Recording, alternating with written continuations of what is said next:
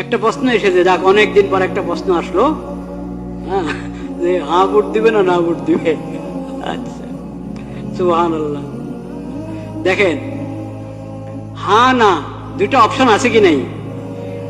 Option যখন দুইটা আছে, এখন সবাই তো বলছে, সরকারও চাচ্ছে হাতে ভোট দেওয়া হোক, হাতে ভোট দিলে দেশের ফায়দা হবে, নাতে ভোট দিলে দেশের উন্নতি বাধাগ্রস্ত হবে। সরকারও বলছে হাতে দিলে দেওয়া উচিত, উৎসাহ দিচ্ছে। অনেক দলকে দিয়ে বলানো হচ্ছে, বা অনেক দল নিজেরাও স্বতঃস্ফূর্ত বলছে হাতে ভোট দেওয়া হোক। কিন্তু অপশন যখন দুইটা আছে, এর মানে নাতে ভোট দেওয়ার অধিকার আছে কি নাই? আছে, নাহলে তার দরকার নেই ভোটের।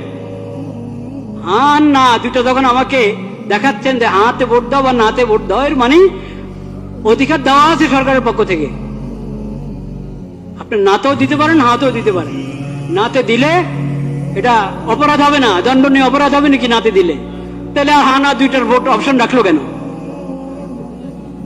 আপনি বুঝতে হবে আপনি কি করবেন। বাধ্য হয়ে দিবেন না ভোট, নিজেকে বাধ্য মনে করবেন না যে আমাকে হাতেই দিতে হবে।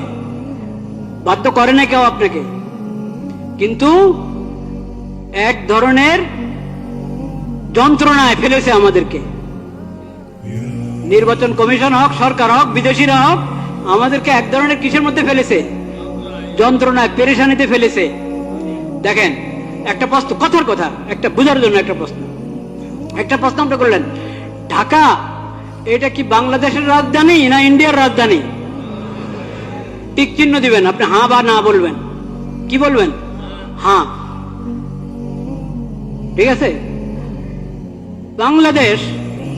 বাংলাদেশ ইন্ডিয়ার রাজধানী, হ্যাঁ বা না, কি বলবেন?